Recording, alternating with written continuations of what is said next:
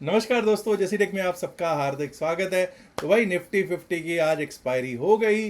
23,500 के ऊपर तो गए ज़रूर थे, लेकिन वही 23,557, 23,557 जो हमने कल लेवल लगाया था वहाँ पर रेजिस्टेंस मिलती हुई दिखाई दी। और एक बार को तो लग रहा था कि अगर वो 23,557 को पार कर जाता तो 23,600 को भी आज क्रॉस कर जाए तो आनंद ही आ जाए। लेकिन 23,483, 484, 23,483, 484 पे क्लोजिंग हो गई।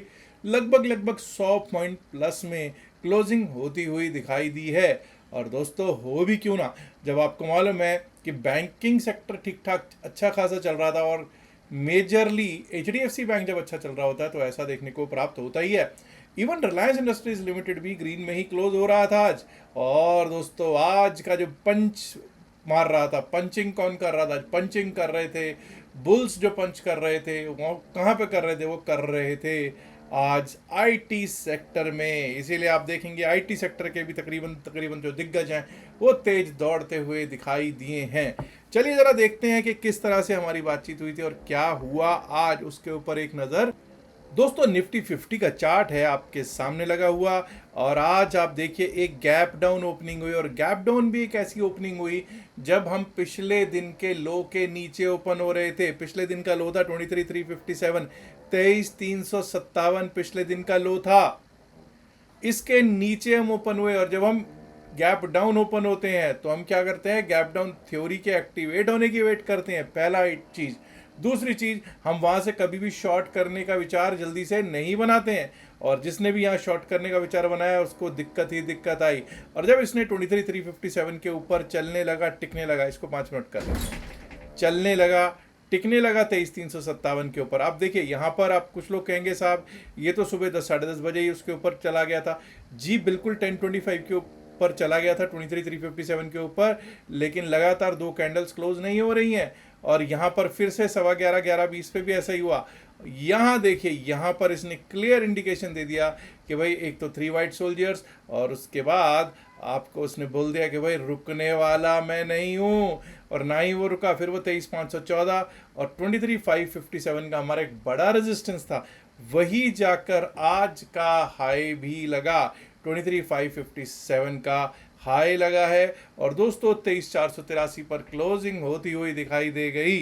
निफ्टी 50 की जब हम बात करते हैं तो 34 इन एडवांसेस, ओनली 16 इन डिक्लाइंस। और जैसा मैंने बताया, इन्फोसिस, टीसीएस, एचसीएल टेक, आईटी आईटी के तीनों मेजर्स आज ग्रीन में थे। एचडीएफसी बैंक और आईटीसी ने भी कुछ कमबैक करके दिखाया है, ऐसा प्रतीत हो रहा है। लेकिन प्रॉब्लम कहाँ थी? प्रॉब्लम थी ICICI bank, axis bank, NTPC, power grid और बजाज फाइनेंस में।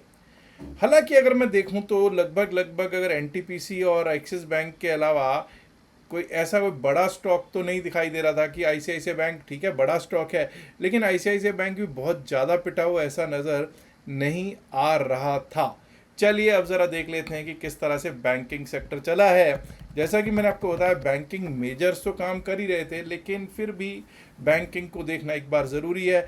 बैंकिंग भी हमारा पिछले दिन हमने क्या बात की थी? 53,470। हम पिछले दिन के लोज के नीचे ओपन होते हुए दिखाई दे रहे थे। वहीं से हमको 53,470 जो था हमारे को रेजिस्ट किया, पहले रेजिस्टेंस और सपोर्ट वहीं पर घूमते रहे। लेकिन जब उसने 53,470 पिछले दिन के लो के ऊपर चलना शुरू कर दिया, टिकना शुरू कर दिया, तो 53,716 भी आया। और चेक कीजिए साहब, 53,895 कैसे लेवल है। कई लोग कहते हैं साहब 53,895 आया, लेकिन उसके ऊपर भी गया। मैं बार बार हर रोज आपको बता रहा होता हूँ कि ठीक है साहब 53,895 के ऊपर गया, लेकिन आप ये देखिए लगातार क्या 2 से 3 कैंडल्स क्लोज हुई इसके ऊपर, लगातार कंसेक्यूटिव कैंडल्स। अब यहाँ पर देखिए, पहली कैंडल जो क्लोज हुई वही ये थी, 2-5 वाली कैंडल पहली कैंडल थी जो 53,895 के ऊपर क्लोज हुई, लेकिन उसके नेक्स्ट कैंडल ही उसके नीचे जाके क्लोज होती हुई दिखाई दी। वही 53,895 हमारे लिए रेजिस्टेंस बन गया।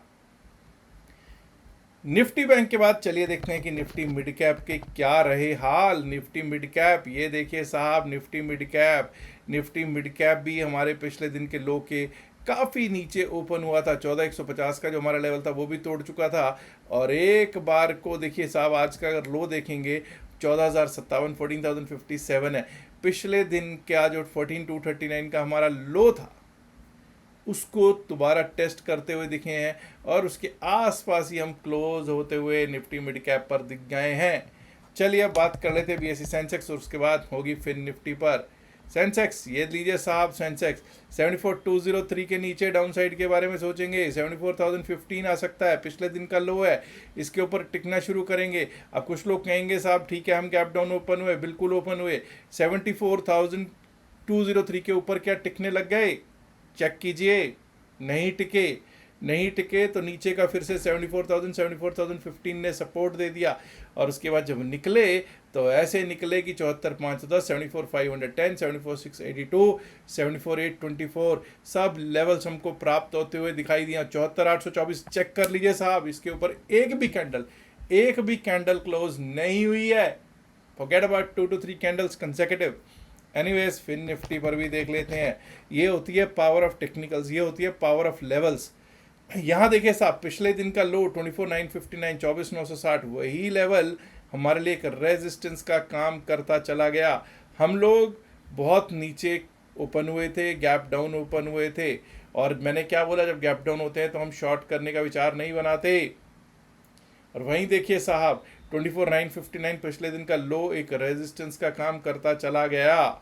हाँ, शायद अगर इसके ऊपर टिक जाते तो फिर हम 25,100, 25,200 की तरफ भी जाते हुए दिख जाते, लेकिन 24,861 पर हो गई निफ्टी फिन सर्विस की क्लोजिंग। आइए अब कल के लिए बात करते हैं कि किस तरह से बुधवार यानी कि 3 जून को निफ्टी 50 चल सकता है। सबसे पहला जो मेरा लेवल अपसाइड का है वो है जी 23,557, 23,556, 23,557। ये हमारे लिए रेजिस्टेंस का हमने लगा रखा था, वही रेजिस्टेंस ने आज काम किया। 23,557 के ऊपर अगर हम चलना स्टार्ट करेंगे, टिकना स्टार्ट करेंगे, 23,598, 23,598, उसके ऊपर निकले तो 23,654, 23,654, 23,700, 23,734, 23,700, 701, 23,734।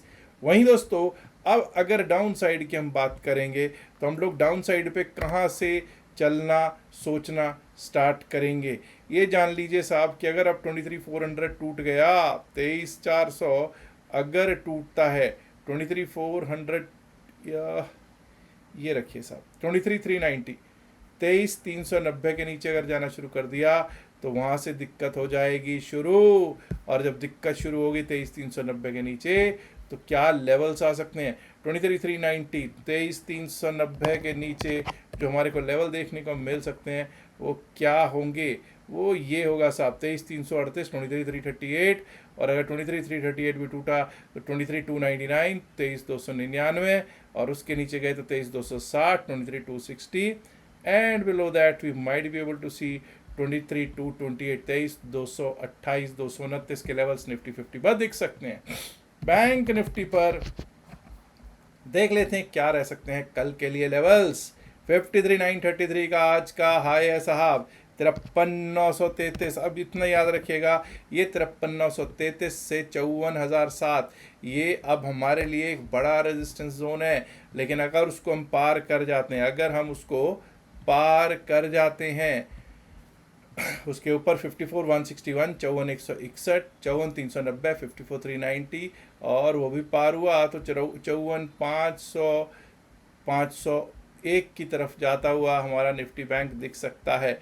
On the down side please understand, अगर हम 53,500 के नीचे जाना शुरू करते हैं, 53,499, 53,499 के नीचे अगर जाना शुरू कर दिया तो हमारे लिए दिक्कत भरा सबब शुरू हो जाएगा, जो कि हमको कहाँ तक लेके जा सकता है? 53,338, 53,338, 53,338 भी अगर टूटा तो दोस्तों फिर 53,121, 53,121 जो आज का लो है वो देखने को मिल सकता है।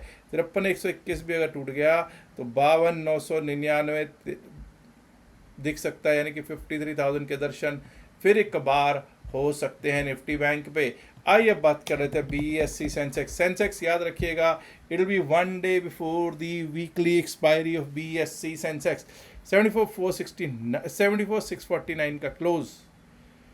एनीवेज 74,862, 74,862 आज का हाई। इसके ऊपर अगर हम चलने लगेंगे, टिकने लगेंगे, तभी अपसाइड के बारे में सोचेंगे। 74,862 के ऊपर गए तो 74,993, 74,993 भी अगर पार हो गए तो 75,107, 75,107, और दोस्तों अगर 75,107 भी पार हुआ तो हम लोगों को एक बार को 75,265 75,265 और 75,265 भी अगर पार हो गया तो 75,500 की तरफ जाता हुआ देख पाएंगे हम लोग BSE सेंसेक्स को। वहीं ऑन द डाउन साइड पे दोस्तों हम कहाँ से क्या सोचेंगे, अगर हमारा ये लेवल कट जाता है यानी कि 74,498 74,498 74,500 के नीचे जाना शुरू कर दिया तो डाउन साइड की दिक्कत शुरू हो जाएगी, जो हमको पहला लेवल 74,314 74,314 की तरफ लेकर जा सकती है। 74,314 और अगर 74,314 भी कट गया, 74,314 कटा तो हम ये लेवल देख पाएंगे जी 74,194 और उसके नीचे हमको 74,000 के लेवल्स BSE सेंसेक्स दिखा सकता है। IF निफ्टी और मिड कैप की भी कर लेते हैं बातचीत। निफ्टी फाइनेंशियल सर्विसेज 24,973 24,973 जो आज का हाई है साहब, इसके ऊपर ही अपसाइड के बारे में सोचना कुछ समझदारी होगा। 24,973 के ऊपर अगर हम चलना स्टार्ट करेंगे, टिकना स्टार्ट करेंगे, तभी अपसाइड के बारे में सोचेंगे।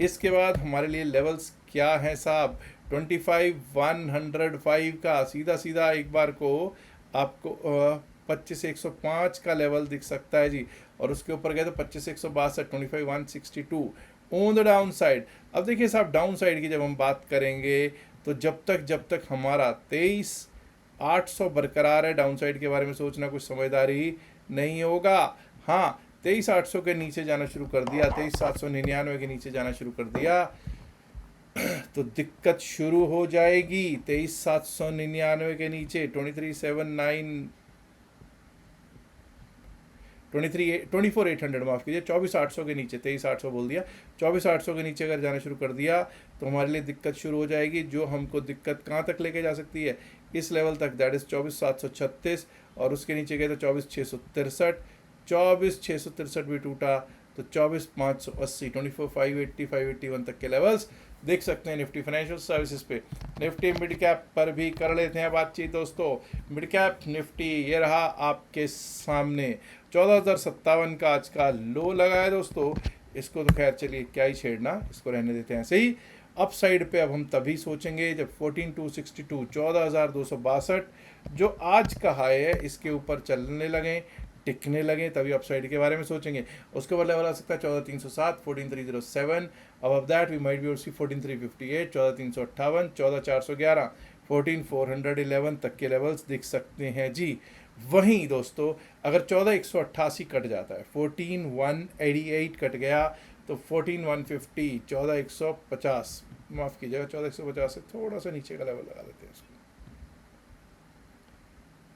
ये रखिए 14,146 14,146 भी अगर कट गया तो उसके नीचे जो हमारे को लेवल दिख सकता है वो दिख सकता है 14,100 और उसके नीचे आज का लो 14,057 देखने को हो सकता है हम लोगों को प्राप्त दोस्तों। अब दोस्तों कुछ लोग कह रहे हैं कि साहब ये ईरान, US, इजराइल इन सब का क्या हो रहा है। देखिए US ईरान के ऊपर हर रोज़ कोई ना कोई नई खबर आती है, एक कोई कुछ कहता है दूसरा उसको नकार देता है। अगर US कुछ कहता है, नकारता तो ईरान ही है खैर, कि US कहता है कि अब ये बस डील हुई, ईरान कहता है कि भाई ये जो ट्रम्प साहब है सिर्फ अपने आप से ही बातें कर रहे हैं।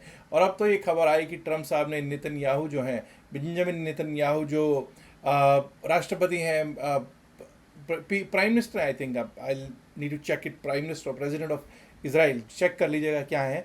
बेसिकली वो हेड कर रहे हैं नेतन्याहू साहब जो हैं वो इसराइल को तो उनको भी आज एक धमकी भरा फ़ोन कॉल गया है, गालियां दी हैं कि भाई everybody is started to hate you, मत कर ये पंगे मत कर, लेबनान में जो कर रहे हो इससे वापस बुलाओ सभी को, और लेबनान से भी अब आपके ऊपर हमला नहीं होगा और आप भी हमला ना करो। इसको भी कहा जा रहा है कि भाई डील एक हो सकती है, उसके कारण ऐसा किया जा रहा है।